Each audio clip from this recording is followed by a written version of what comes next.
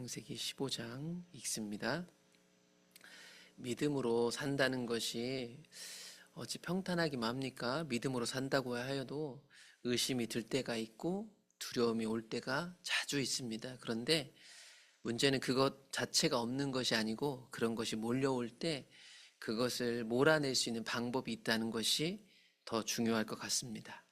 하나님께서는 언제나 아브라함에게 동일하신 모습으로 나타나셨지만 생각해보면 아브라함의 현실은 계속해서 높아 보이기만 했습니다.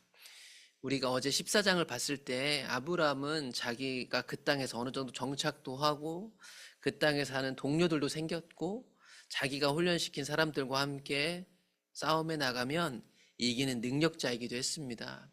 그래서 소돔과 고모라가 전쟁에 지고 끌려갈 때 그들의 모든 걸 되찾아오고 조카까지 되찾아왔던 게 아브라함이었죠.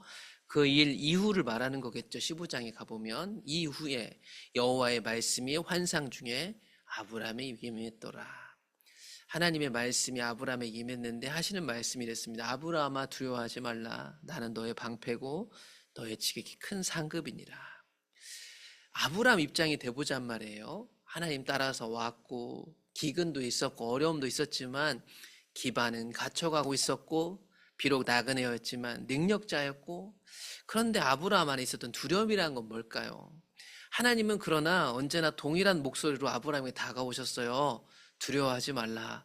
내가 너의 방패가 되어줄게. 내가 너희의 유일한 큰 상이 되어줄게. 멋있는 말씀이고 위로가 되었지만 사실 제정신이 돌아오면 말이죠. 인간적인 내 생각이 들어오면 결국 현실의 벽은 높아만 보이는 거죠. 아브라함이 하나님께 말합니다. 하나님 알겠는데요. 하나님 언제나 동일하신 분인지 아시겠는데 도대체 저에게 무엇을 주시려 하십니까? 이게 무슨 말인가 했더니 아들이 없다는 얘기였습니다. 하나님 저에겐 자식이 없습니다. 하나님 저에게 이 땅을 주신다고 하고 큰 민족을 만들어 주신다고 했는데 저는 아직까지 아들이 없으니 하나님이 주신 이 약속, 하나님이 내게 허락하신 이 모든 것은 누가 상속할까요? 이게 현실 아닙니까? 그래서 그 가운데 이 현실의 벽을 향하여 제가 생각하고 있는 것은 우리 집에서 나고 자란 이 제가 믿고 제가 모든 것을 맡길 수 있는 이 엘리에셀이라는 종입니다. 이게 현실의 벽 앞에서 아브라함이 생각할 수 있는 거였어요. 아브라함이 또 말합니다. 주께서 제게 아들을 주지 아니하셨으니 내 집에서 길린 자, 이 엘리에셀이 저의 상속자가 되겠죠? 저는 이 생각을 가지고 있답니다. 라고 하나님께 묻습니다. 이런 의구심, 의심 혹은 두려움이라고 얘기할 수 있는데 이것을 몰아내는 하나님의 목소리가 들려왔습니다. 하나님이 말씀하셨죠. 그 사람이 아니다. 아브라함이 아무리 믿음으로 생각해도 현실이란 벽은 나이가 들어가고 아들이 생길 수가 없는 상황인데 하나님이 아니래요. 나한테서 태어날 아들이 상속자가 될 것이라고 얘기했습니다. 그러면서 말뿐이 아니라 하나님이 얼마나 로맨틱하신 분인지 말이죠. 아브라함아 이리 밖으로 나와봐라. 하나님이 그런 마음을 주셨겠죠. 그러면서 저 하늘을 봐라. 뭇 별을 셀 수 있나 보라. 네 자손이 이와 같이 많을 거야. 아브라함이 되어보잔 말이에요. 내 손에 잡히는 아들 하나 없는데 하나님이 자손을 이렇게 많게 해주신다니. 게다가 하나님께서 내가 뭐라고 저 하늘의 별들을 펼쳐 보이시면서 네 아들이 저 별처럼 많을 거라니까 이렇게 하나님이 해주시니까 믿어졌다 이겁니다. 그럼 이게 참 신기한 일 아니에요? 현실이란 벽은 높은데 그 높은 벽 앞에 의심과 두려움이 오잖아요. 그런데 그걸 끊어내는 게 뭐였는 줄 아세요? 하나님의 목소리였어요. 주님이 오시면 그것이 믿어지더라는 거죠. 나의 의심과 두려움을 끊어내는 유일한 방법인데 그건 뭐냐면 그 약속을 주신 그분을 만나는 거예요. 그래서 나를 설득할 수 있는 건 나를 이해시킬 수 있는 건 논리적인 게 아니죠. 이 약속을 하신 보이지 않는 하나님이 다가오셔서 말씀하시면 그 의심이 몰아내지는 거예요. 그래서 우리가 기도하는 거 아닐까요? 그것 때문에 아브라함이 여호와를 믿게 되었습니다.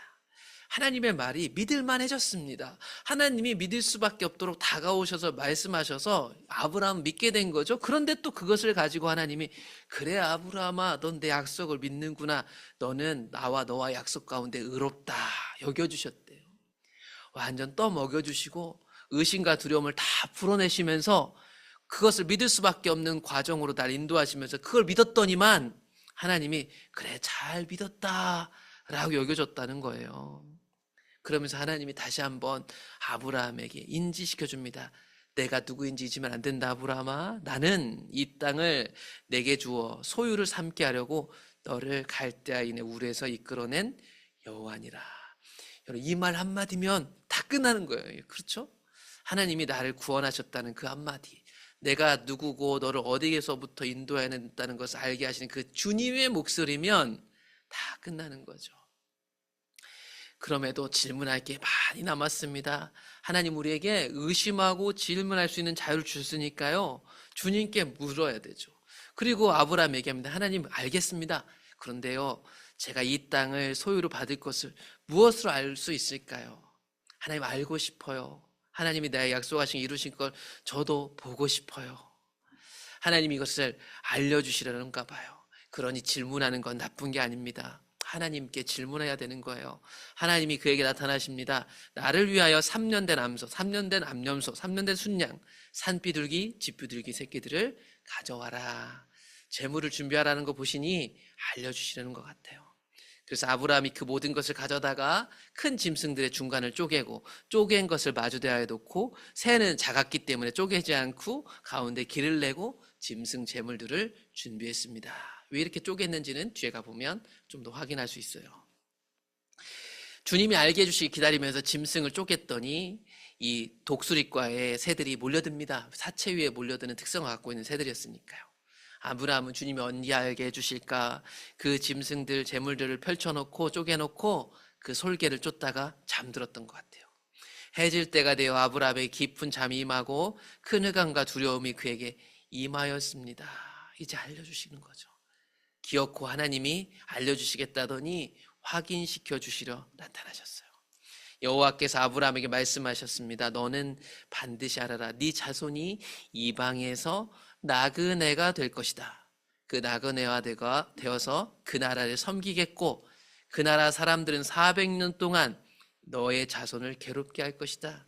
그러나 그들이 섬기는 나라를 내가 심판할 것이고 그 후에 내 자손은 큰 재물을 이끌고 나오리라.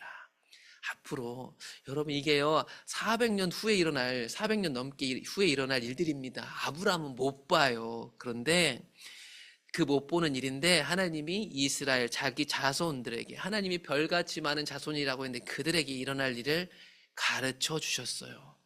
그러니 아브라함 눈으로 못 보지만 하나님에 의해서 앞으로 되어질 일을 보면서 현재를 살아가는 사람이었습니다.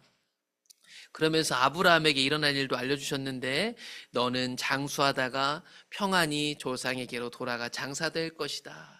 이 말 잘 보시면 결국 아브라함은 이 땅에 살다가 멀리 되어진 일들은 못 보고 가는 거예요. 그런데 자기에게 일어날 일, 자기 자손에게 일어날 일을 하나님이 알고 싶어하는 아브라함에게 알려주셨어요.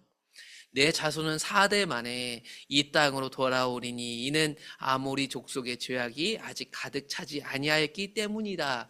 지금 이 약속의 땅에 살고 있는 여러 민족들이 있는데 그들을 대표해서 아모리 족속이라고 표현했습니다. 이들의 죄악이 가득 찰 때가 되면 이들을 심판하시며 이 땅의 본주인인 하나님의 백성들이 아브라함 자손들이 이 땅에 돌아올 것이다 라는 이유까지 다 알려주셨습니다.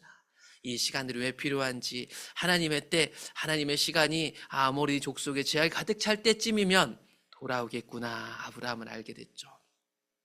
그리고 해가 져서 어두울 때 연기 나는 화로가 보이더니 타는 횃불이 그쪽에 놓은 고기들 짐승들 사이로 지나가는 것을 아브라함이 봤으니 이렇게 쪼갠 고기 사이로 지나가는 의식 자체가 그 당시 아브라함이 살고 있었던 고대 근동 사회에서는요 두 사람이 약속할 때 이루어지는 의식이래요. 그래서 둘이 약속을 하고 그 짐승 사이로 쪼갠 사이로 지나가면 누군가 약속을 어기면 이 짐승처럼 나도 쪼개지겠다라는 각오를 하는 것이 이 약속 의식이었대요. 그러니까 하나님이 아브라함에게 이 약속을 확실히 이루어질 것이라는 것을 직접 타는 횃불로 나타나셔서 그 사이를 지나가시는 것을 보여주신 겁니다. 그래서 아브라함하고 약속하신 거죠.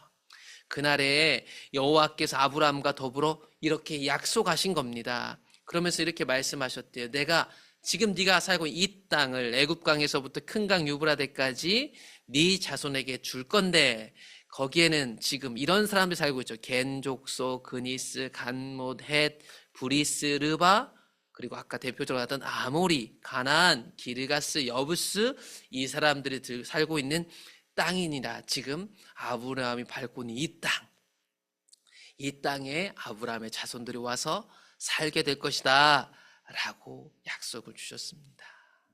이게 오늘 말씀이거든요. 하나님 인도를 따라가고 은혜 받고 삶의 현장으로 나가셔도 현실의 벽은 높아요. 어렵잖아요. 로맨틱하지 않다니까요. 저는 목사로서 그나마 교회 안에서 보호받으니까 여러분보다 더 치열한 현실보다는 나은 것 같아요. 사실은 성도님들이 놓여진 환경이 훨씬 더 높잖아요. 다 각자의 벽이 있겠지만 말이죠. 그런데 그 현실 앞에 작아질 때면 주님을 찾아야 돼요. 주님이 오시면 되는 거예요. 약속하신 그 주님만이 내 현실의 벽을 무너뜨리고 의심하는 나를 이해시키실 수 있다는 것을 꼭 기억하셔야 돼요. 내 말 잘 들어주는 사람, 내가 생각하고 있는 이론을 동의해주는 사람이 그 현실의 벽을 넘게 해주는 게 아닙니다. 하나님이 오셔서 그 현실의 벽을 넘게 해주시는 거예요. 하나님은 우리에게 의심하고 질문하고 끊임없이 물을 수 있는 자유를 주셨다는 것도 기억하셨으면 좋겠어요. 의심 안 하는 척, 잘 믿는 척 하는 것처럼 바보 같은 일이 없어요. 왜냐하면 주님께 질문하고 찾으면 반드시 응답하시는 하나님으로 성경에 끊임없이 등장하고 있기 때문이에요. 그럴 때마다 찾아오는 주님의 목소리가 우리 안에 있는 현실의 두려움을 몰아내고 믿음으로 살게 해주는 겁니다. 그렇게 오늘 하루도 믿음으로 넉넉히 이기시기를 축복합니다.